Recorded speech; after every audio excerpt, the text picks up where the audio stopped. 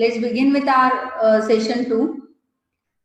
So guys, welcome to session number 2, and today we will just move further. Already you know your coaches and support team.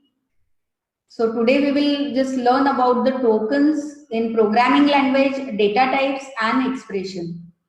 So here we will step by step we will go through all the topics. So I think you have understood, you have got enough knowledge about what is programming language. So as we need to communicate with the computer, and therefore it is a user-friendly language which is developed, is a programming language, and there are multiple languages, and here we are going to learn C++. Already we yesterday learned about the syntax, how to write programs, program कैसे लिखते हैं, उसका syntax कैसे होता है, the way of writing, the main function and the role of main function, ये सब हमने कवर किया था कल के क्लास में. Now today we will just go into the depth details of it and just we will learn all other things in the programming language. So first of all the word which we use is the tokens. तो कोई भी programming language में tokens use किए जाते हैं ना. What are this tokens are? So these are basically the small units. कोई भी चीज को प्रोग्रामिंग में जब रिप्रेजेंट करने के लिए हम जो भी चीज यूज करते हैं उसको बोलते हैं tokens. Now how we can interpret it? Yesterday I told you about there are basically special words. जैसे हम लोग इंग्लिश लैंग्वेज यूज कर रहे हैं, हम लोग मराठी लैंग्वेज यूज कर रहे हैं, whatever whichever language we use. Basically what we make use of words. It is a collection of words. When we form sentence, it is a collection of words and grammar rules. So grammar rules को apply करके हम लोग sentences को form करते हैं. So we must know, if we want to communicate, we must know that vocabulary, and the computer vocabulary is nothing but known as keywords. So these are also this is one of the token of this programming language, which is known as keyword. Next, we will move towards the identifiers, constants, strings, and operators. Step by step, today we will get gist of this. Let's start with the keywords. And again, as I told you, that there are different keywords in different platforms. So again, we will be using ANSYS standards. So here we will be using those keywords. Object-oriented language को सीखने के लिए जितने 48 keywords हमने कल देखे थे, वो सारे कीवर्ड्स हम लोग यूज करेंगे. और सारे यूज नहीं करने पड़ते. कल भी मैंने बोला था कि कुछ रिजर्व जो वर्ड्स है वो हम स्पेसिफिक वे से उसको यूज करेंगे, और वो रिजर्व जो वर्ड्स होते हैं उनका मीनिंग हम चेंज नहीं कर सकते, उसका एक्चुअली लिखने का तरीका हम चेंज नहीं कर सकते, कुछ स्पेलिंग मिस्टेक उसमें नहीं कर सकते. So these are special words, and therefore those are known as keywords. Now we will move towards the identifiers. This is the next parameter in the programming language, which are known as identifier. Anything which we need to identify in while writing program. Program लिखते वक्त या जो भी चीज हमें computer के बतानी है उसको हमें आइडेंटिफाई करने के लिए कुछ ना कुछ स्पेशल नाम देना पड़ता है. Now again there is a big difference between keywords and identifiers. Keywords are inbuilt names. Keywords are inbuilt names. So we can't use keywords, okay, for assigning some name to some entity. कुछ भी चीज अगर programming में represent करनी है और inbuilt अगर कुछ कीवर्ड्स है तो उसका वापस हम यूज नहीं कर सकते हैं. आइडेंटिफायर के आइडेंटिफाई करने के लिए कोई भी चीज अगर प्रोग्रामिंग में आइडेंटिफाई करनी है तो उसके लिए हम वो कीवर्ड का यूज नहीं कर सकते. तो आइडेंटिफायर्स क्या होते हैं? तो actually identifiers are nothing but names given by user to identify something while writing program. Now what is that something means? There are many things which we need to identify while writing programs. So step by step we will go through it. We will understand that what do you mean by variable. Further I will just come across the variable. Yesterday we learned one concept of function, which is main function. तो कल हमने जो main function देखा था, so main एक क्या है? Main is simply one name given to function. So main is the name. So main becomes the identifier. लेकिन ये आइडेंटिफायर इनबिल्ट है, ये ऑलरेडी प्री डिफाइंड है. लेकिन अगर हमें हमारा खुद का कुछ अगर फंक्शन अगर तैयार करना है तो वो खुद का फंक्शन को हमें खुद ही नाम देना पड़ेगा.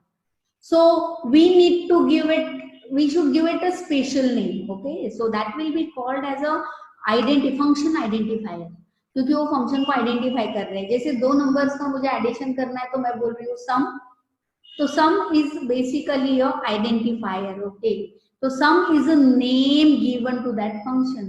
In the similar way, आगे हम लोग जैसे जाएंगे ना, बहुत सारे प्रोग्रामिंग के कॉन्सेप्ट सीखने वाले हैं. तो बेसिकली क्या होता है कि आज हम लोग बेसिक चीजें सीखेंगे और उसी को हम लोग एडवांस पार्ट में उसको एक्सटेंड करके लेके जाने वाले हैं. And these extended parts of this programming are nothing but user defined things which are called as user defined data type. जैसे अरेज है, क्लासेस है, स्ट्रक्चर्स है, बहुत सारा हम लोग आगे लर्न करने वाले हैं. तो वहां पे भी हर एक चीज को हमें नाम देना पड़ेगा. We need to name that entity to identify it in a correct way, and therefore it will be called as identifier. So anything for which you assign name becomes the identifier. So identifier can be a variable, identifier can be an array name, identifier can be a class name. So slowly and steadily you will learn all the concepts. So it may consist of identifiers. While using identifiers, again there are certain rules which you need to follow. कि identifier हमेशा alphabet से ही start होना चाहिए, वो digit से start नहीं हो सकता. तो बस अल्फाबेट से स्टार्ट होना चाहिए. इन बिटवीन आप डिजिट भी यूज कर सकते हो या कोई स्पेशल कैरेक्टर भी यूज कर सकते हो. अंडरस्कोर सिर्फ परमिटेड है, बाकी के स्पेशल कैरेक्टर्स आप आइडेंटिफायर को नाम देते वक्त, कोई भी चीज को नाम देते वक्त यूज नहीं कर सकते. डिजिट से ये स्टार्ट नहीं हो सकता, सिर्फ कैरेक्टर से ही स्टार्ट हो सकता है. और उसके बीच में जैसे अगर सपोज एक एंटिटी को मुझे रिप्रेजेंट करना है तो मेरा फुल नेम मुझे स्टोर करना है, तो मैं अगर फुल नेम करके एक स्टोरेज बना रही हूँ फुल नेम, तो I can't declare it as full separately and then space and then name. I must connect it with underscore. Otherwise what I should do, simply I should write full name in a single word. Okay, like full name without space or without anything. Okay, otherwise you can add underscore to just point the separation between the names. So these are very important rules. First of all, you need to understand that, because the first, while writing first program itself, we need to name that entity. So these are called as identifiers. Yes, again uppercase and lowercase characters. This is again very important aspect while assigning name to any entity in programming. जब भी हम कोई भी entity को नाम assign करते हैं ना, तो हमें ये याद रखना है कि उसका कुछ भी एक तो कीवर्ड से लेना देना नहीं है, और दूसरा ये जो लैंग्वेज है वो केस सेंसिटिव होती है. ओके, तो प्रोग्रामिंग के जितने भी कीवर्ड्स है वो स्मॉल केस में ही लिखे जाएंगे, और जो भी कीवर्ड्स अगर आप स्मॉल केस की जगह अगर अपर केस में लिखते हो तो वो कीवर्ड करके आइडेंटिफाई कंपाइलर नहीं करेगा, उसके लिए एक वो अलग ही चीज हो जाएगी. और again it will come in category of identifier, कि उसको ऐसे लगेगा कि यूजर ने कुछ चीज को रिप्रेजेंट करने के लिए कुछ अलग नाम दिया है, लेकिन हमें वो कीवर्ड्स वैसे यूज नहीं करने हैं, अदरवाइज हम खुद ही उसमें कंफ्यूज हो जाएंगे.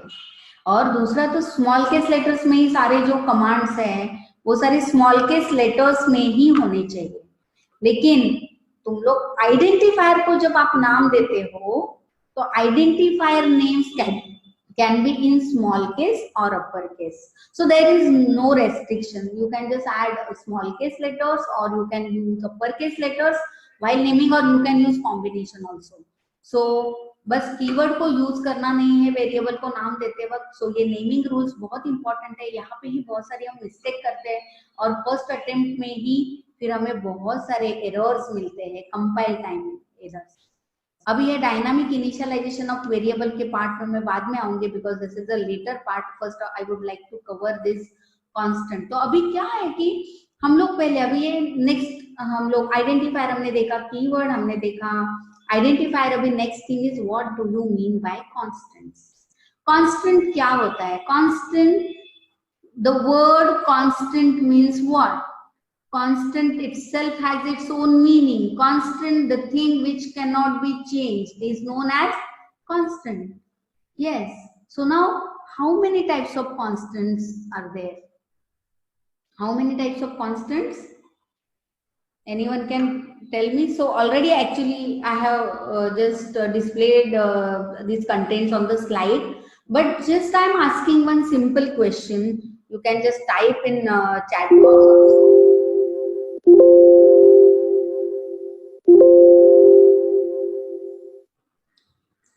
So actually you can give me answer that how many types of values we use in our day to day life.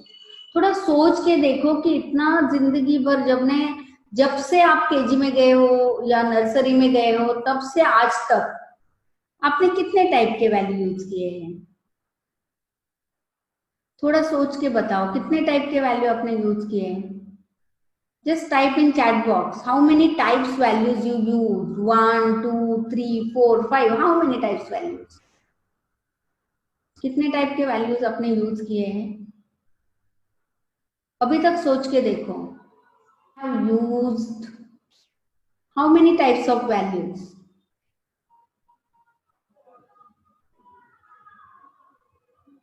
We have just used only 2 types of values.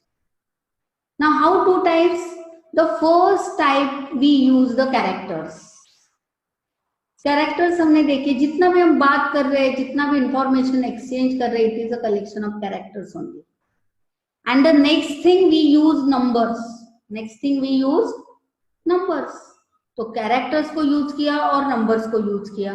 अभी character में एक single character भी हो सकता है और collection of character भी हो सकता है. जब एक सिंगल कैरेक्टर है तो it will be known as character, and when it comes to collection of characters then it is known as string. Then it is known as string. Collection of character is known as string. वैसे ही numbers में जब आते हैं तो again numbers has 2 bifurcations. Number has 2 bifurcations. Number में क्या होता है? हमने कितने कौन से नंबर देखे थे? इसमें हमने 2 टाइप के नंबर देखे थे. एक तो फुल नंबर्स होते हैं और एक जो है वो कौन से नंबर्स होते हैं? Decimal numbers. तो simple full numbers and decimal numbers. तो 2 ही तरीके हैं. एक फुल नंबर होता है और एक डेसिमल नंबर होता है. तो यहाँ पे भी उसमें हम लोग वैल्यू स्टोर करते हैं.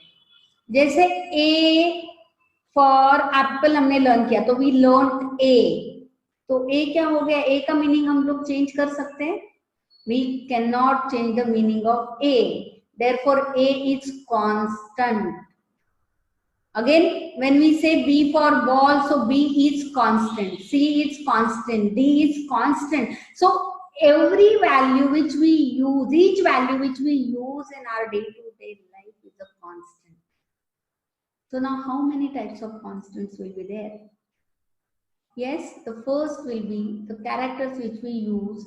Those are called as character constant. उनका वैल्यू हम बदल नहीं सकते, उसका मीनिंग हम बदल नहीं सकते. So these are constants. Yes. वैसे ही integer values. Number 10 has its own meaning. Number 20 has its own meaning. So we can't change value or meaning of that particular integer value. So that is known as integer constant. Now what is floating point?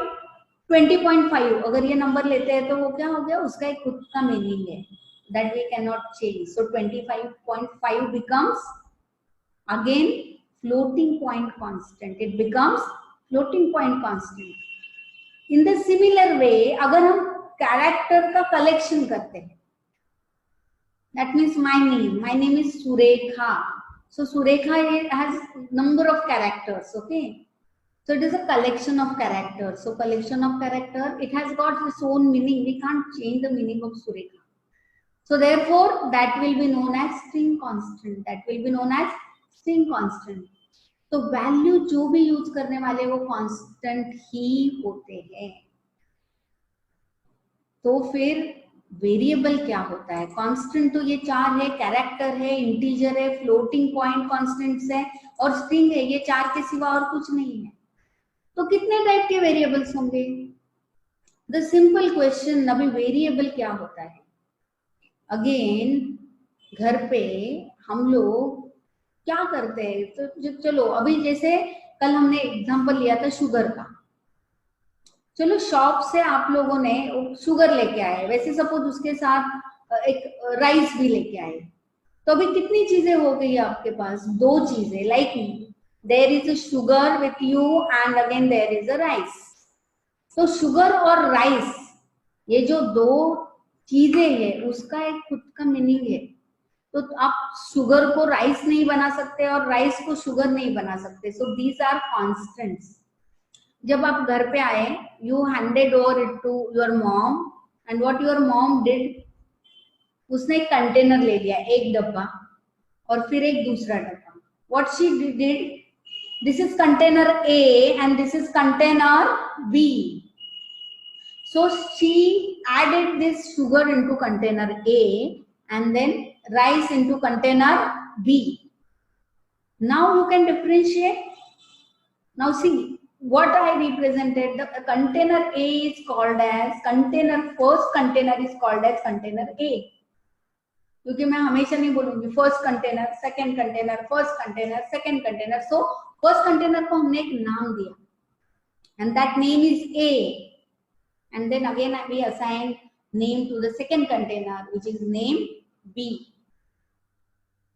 So now A is what, आज हमने sugar रखा है, उसका sugar खत्म हो गया, कल हम लोग उसमें राइस रख सकते हैं? Definitely we can reuse that container to store multiple values, to store multiple constants. Getting my points? तो जितने टाइप के कांस्टेंट है वो जिसमें स्टोर करोगे आप, उतने टाइप के ही आपके वेरिएबल्स होंगे, उतने टाइप के ही आपके वेरिएबल्स होंगे. तो there is a character constant, to store that you will need character variable. अभी आप बोलोगे कि ये जो कंटेनर है वो हम लोग प्रोग्रामिंग में कैसे यूज करेंगे? प्रोग्रामिंग का कंटेनर मतलब रैंडम एक्सेस मेमोरी. कोई भी प्रोग्राम को हमें एग्जीक्यूट अगर करना है तो हमें पहले रैंडम एक्सेस मेमोरी को रिजर्व करना पड़ता है. कहाँ पे भी हम ऐसे ही डेटा को स्टोर नहीं कर सकते. तो there we need to reserve memory space and that memory space is a container to store value. तो वो मेमोरी स्पेस को हम आइडेंटिफाई बाद में कैसे करेंगे? तो हम लोग उसको नाम देंगे and therefore these names given to memory locations are called as variable names.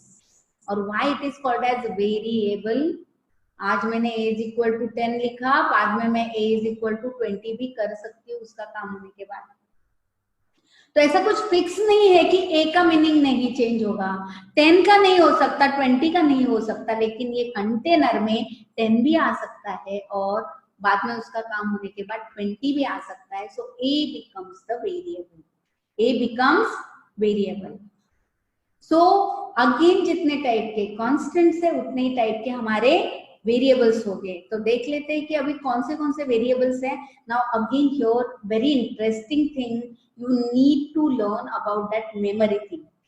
Memory limited है ना, तो वैसे ही अभी हम लोग क्या करेंगे? इंटीजर वैल्यू स्टोर करने के लिए वेरिएबल्स यूज करेंगे, लेकिन कितनी वैल्यू स्टोर करेंगे? कितने नंबर्स हम स्टोर कर सकते हैं, कितने कैरेक्टर स्टोर कर सकते हैं? Again there is no limit on storing numbers. अगर बहुत बड़े नंबर है, फॉर एग्जांपल अभी यहाँ पे हमें रेंज का कॉन्सेप्ट समझना बहुत इंपॉर्टेंट है ना. What do you mean by range? Range क्या होता है? तो again we can just correlate it with the container. Okay, the size of container. Container कितना होता है? एक छोटा कंटेनर होता है, एक बड़ा कंटेनर होता है, एक उससे बड़ा कंटेनर होता है. सो एक कंटेनर है 2 kg का, तो उसका कैपेसिटी कितना हो गया? What will be the capacity? Capacity will be 0 to 2. 0 kg से लेके 2 kg तक ही हम स्टोर कर सकते हैं. Likewise, what will be the capacity of container of 5 kg? It will start from 0 to 5. 0 to 5। एक हमारे पास स्पेशल कंटेनर है, यू नो, वो खोलते ना, जैसे हमारा टिफिन बॉक्स होता है ना, टिफिन बॉक्स में पार्टीशन होता है एक बीच में, और लेफ्ट हैंड साइड में एक पार्टीशन और राइट हैंड साइड में एक पार्टीशन। अभी इसका कैपेसिटी कितना हो गया? एक्चुअली यहाँ पे दो चीजें 1 kg की रह सकती है। जस्ट इमेजिन कि that container is of actually 2 kg, but एक चीज उसमें कितना रह सकता है? Only 1 kg, isn't it? So left hand side 1 kg and right hand side 1 kg, even if it has 2 kg capacity, it can store one ingredient of only for 1 kg।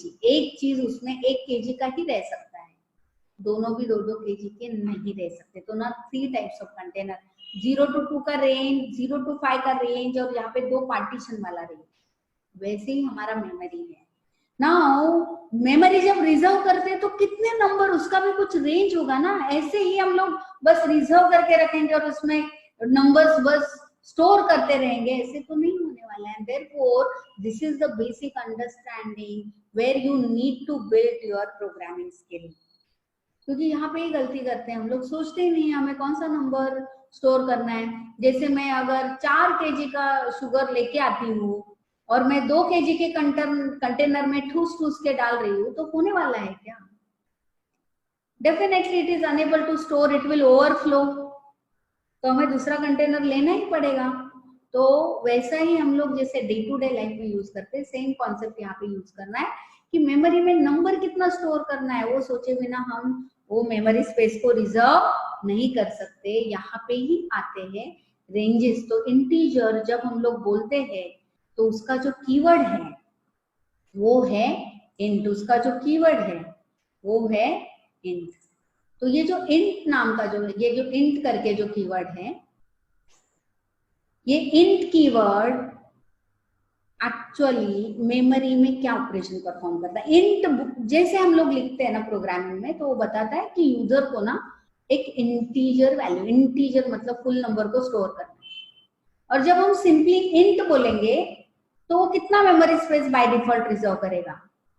32 bit के compiler में वो 2 bite करता है, और अभी advance हो गया। So in advance compilers it basically stores 4 bytes, it basically stores 4 byte. Actually यहाँ पे अंडरस्टैंडिंग पर्पस के लिए हम 2 बाइट का ही रेंज लेंगे, बिकॉज पहले से अभी भी स्कूल कॉलेजेस में जो कॉन्सेप्ट सिखाए जाते हैं, still we use that 2 bytes, okay, even if that compiler has the capacity to store 4 bytes। तो ये बिट्स बाइट्स का कंसेप्ट आई थिंक आपका क्लियर होगा। अगर नहीं क्लियर होगा तो उसके ऊपर भी मैं एक स्पेशल वीडियो रिकॉर्ड करके आपको बोनस में देने वाली हूँ, where you can understand the concept of bits bytes, और फिर उसका बाइनरी कन्वर्जन कैसे होता है। ये जो चीजें, कुछ चीजें जो इम्पोर्टेंट है, और शायद कुछ लोगों को आती है, कुछ लोगों को नहीं आती है, लेकिन just I will record that video in this coming week, and I will just give you you people it as a bonus, so that you can just go through it। जिसका concept unclear है वो video को देख सकते हैं। तो int जो keyword है, int कीवर्ड जब लिखते हैं तो 2 बाइट होता है। अभी 2 बाइट में कितने नंबर आएंगे? जैसे 2 kg के कंटेनर में कितना आएगा? 0 से लेके 2 तक कितना भी आएगा, और 0.25 kg आएगा, 0.5 kg आएगा, 1 kg आएगा, 1.25 आएगा, 1.5 आएगा, कितना भी आ सकता है। Yes, so because that is the range. वैसे इंटीजर में 2 बाइट में, ये बाइट का concept as I told you, you can just watch that separate video अगर आपके कॉन्सेप्ट क्लियर नहीं है तो। अदरवाइज ये जो 2 बाइट्स में actually this is the range. Now this is actually minus, minus 32,768, this is minus sign is actually here, minus 32,768 to 32,767। अभी देखो रेंज माइनस, मैंने कौन से बताया था, थर्ड कंटेनर का, left hand side and right hand side. Memory ऐसा ही होता है बाय डिफॉल्ट। बाय डिफॉल्ट जब तुम कोई भी इंटीजर वेरिएबल डिक्लेयर करते हो तो integer variable, integer value store करने के लिए मेमोरी स्पेस जैसे ही हम रिजर्व करते हैं, वो 2 बाइट रिजर्व करता है, लेकिन आप अगर देखोगे तो इसमें एक लेफ्ट हैंड साइड का जो पार्टीशन है it will store negative numbers and right hand side it will store positive numbers. तो रेंज उतने बिट्स में कितना आता है, तो उसका मैक्सिमम है 32,767 and it will not start from 0 because it will store negative numbers also. तो रेंज हो जाता है -32,768 टू +32,767। अगर आपको पॉजिटिव नंबर 32,768 स्टोर करना है तो आप इंटीजर को यूज कर सकते हो, 2 kg के डब्बे को यूज कर सकते हो, नहीं कर सकते। You should take bigger container. तो even if it is integer type, कौन सा वैल्यू, बड़ा वैल्यू 50,000 प्लस 50,000 करना है तो हम लोग इंटीजर का वेरिएबल डिक्लेयर कैसे कर सकते हैं? इंटीजर का वेरिएबल बस 2 बाइट ही एलोकेट करेगा, उससे ज्यादा वो एलोकेट नहीं कर सकता। और इसके लिए उसका ही एक्सटेंडेड डेटा टाइप है लॉन्ग। लॉन्ग कितना बाइट लेता है, 4 बाइट, और इसका बहुत बड़ा रेंज है। हम लोग थोड़ी देर में वो रेंज का टेबल भी देखेंगे। तो इसमें आप बहुत बड़े नंबर स्टोर कर सकते हो, और लॉन्ग एक्चुअली मेमोरी का 4 बाइट लेता है। इंट कितना बाइट लेता है, 2 बाइट लेता है। तो इंटीजर वेरिएबल्स में actually primary is int and then extended one to store bigger values, उसके लिए कौन सा है, लॉन्ग है। Then again in character, character बस एक सिंगल कैरेक्टर होता है, it is just distributed in 8 bits. तो 8 बिट्स का रेंज, अगर उसमें भी वापस positive negative. Now again this is very important to understand कि कैरेक्टर का रेंज इंटीजर वैल्यू में कैसे रिप्रेजेंट किया गया है। एज यू नो दैट हम लोग ASCII का जो ASCII कोड्स यूज करते हैं, what is ASCII code, American standard code for information interchange. Actually computer एक इलेक्ट्रॉनिक डिवाइस है, सबको ही पता है, और ये इलेक्ट्रॉनिक डिवाइस कैरेक्टर को इंटरप्रेट डायरेक्टली नहीं कर सकता। So we need to convert those character into numeric form, और ये कैसे करेंगे, और यूजर नहीं तो कम्युनिकेट ही नहीं कर सकता, और बाइनरी में फिर उसका कन्वर्जन नहीं हो सकता। इसके लिए American standard code of information interchange पहले बनाया गया, ये इंग्लिश के सिर्फ कैरेक्टर्स को कन्वर्ट करने के लिए। तो that code is known as ASCII code. तो जैसे कैपिटल केस ए अगर लिखते हैं ना तो उसका ASCII वैल्यू है 65। तो हम लोग अगर ए लिखते हैं तो बैकग्राउंड में क्या आ जाता है कंप्यूटर में, 65, और 65 again it's get converted into binary. So it takes 1 byte, it takes 1 byte. तो कैरेक्टर का रेंज कितना है, -128 टू +127।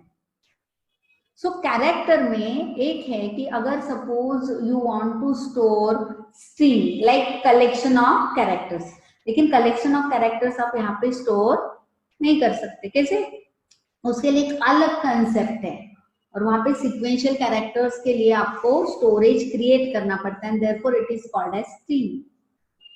तो यहाँ पे सच वेरिएबल्स, अभी ये जो कैरेक्टर वेरिएबल है, एक कैरेक्टर को हमेशा कितना बाइट का मेमोरी एलोकेट होगा, ओनली 1 बाइट, ओनली 1 बाइट। और यहाँ पे ASCII नंबर्स कहाँ से स्टार्ट होते हैं, 0 to 128, और यहाँ पे 0 to 256। MS DOS कंप्यूटर्स में कितना होते हैं, 0 to 256, और पॉजिटिव वैल्यूज एक्चुअली हम लोग कितना यूज करते हैं, 0 to 128। एक्चुअली यहाँ पे फॉरेन लैंग्वेजेस में अगर ग्राफिक कैरेक्टर और ये सब लगते हैं ना, तो वो सारे एकोमोडेट किए गए ये 0 to 256 में। अपने नॉर्मल कैरेक्टर तो 0 to 128 में कवर हो जाते हैं, लेकिन यहाँ पे 0 to 256 में कुछ स्पेशल कैरेक्टर्स भी कवर किए। अभी आप बोलोगे यहाँ पे -128 to 127, तो यहाँ पे 0 to 256 कैसे आ गया? Again this concept we are going to learn. जब भी, as I told you, there is a one container which has partition. So left hand side partition and right hand side partition. तो left hand side partition में negative number store किया और right hand side partition में positive number. अभी आप सोचो कि ये जो राइट हैंड साइड का पार्टीशन है वो पॉजिटिव नंबर स्टोर कर रहा है, और आगे आपको मालूम है कि अरे बाबा मैं पॉजिटिव नंबर के लिए ये कंटेनर को यूज करने वाली हूँ। जैसे एक कंटेनर है, उसमें 2 पार्टीशंस है, लेकिन आपको मालूम है मैं शुगर और राइस ऐसा वो कंटेनर में स्टोर नहीं करने वाली हूँ. Always I will be using it to store sugar. तो अभी एक्चुअली दो पार्टीशन होने की वजह से मैं प्रॉपर यूटिलाइज नहीं कर सकती, तो पार्टीशन में बीच का निकाल दूंगी और वो कितना हो जाएगा, 2 + 2 4 kg हो जाएगा. इन द सिमिलर वे यहाँ पे भी अगर आपको नेगेटिव नंबर के लिए वो मेमोरी स्पेस यूटिलाइज नहीं करना है तो आपको एक कीवर्ड यूज करना पड़ता है. Again 2 keywords I am going to teach you now. Signed and unsigned. Signed keyword and unsigned keyword. Signed by default रहता है, इसके लिए उसका रेंज कितना होता है, नेगेटिव टू पॉजिटिव. लेकिन जब हम जैसे इंट ए बोलूंगी तो int A will consist only minus 32,768 to plus 32,767. लेकिन जैसे ही मैं वहां पे आगे एक इंट के आगे एक वर्ड लिखती हूँ अनसाइंड तो उसका रेंज डबल हो जाता है और वो क्या हो जाता है, 0. It starts from 0 to 65,500. क्या हो गया देखो, 127 में 128 ऐड करो, you will get 256. So range get double. So it becomes 0 to 256. वैसे ही किसके लिए होगा, इंटीजर के लिए. माइनस 32,768 है, वो ऐड कर दो 32,767 में, you will get 65,535. तो वो क्या हो गया, उसका डबल हो गया रेंज. उतना ही space we are utilising to store larger number. तो और ज्यादा मेमोरी, क्योंकि हमारे पास random access memory space limited है. बीइंग अ स्मार्ट प्रोग्रामर आपको ये ट्रैक रखना ही पड़ेगा कि आप अच्छे तरीके से आप कैसे मेमोरी को यूटिलाइज कर रहे हो. अननेसेसरी अगर आप प्रोग्राम लिख रहे हो और just you are wasting memory space, तो again your program will become slow and it will consume more memory space. So you should keep in mind कि ये मेमोरी स्पेस को कैसे यूज करना है. Signed and unsigned only for integral type and not for floating point type. Floating मतलब decimal numbers. तो decimal numbers में exponential series भी आता है तो उसका बहुत बड़ा रेंज होता है. The default range default size of this float data type, float value is 4 bytes. Character को 1 बाइट डिफॉल्ट, इंटीजर को 2 बाइट और फ्लोट को 4 बाइट्स. और ये इसका रेंज है कि 3.4 into 10 raised to minus 38, 10 raised to minus 38 to 3.4 into 10 raised to 38. Again negative to positive, and it will allocate how many bytes,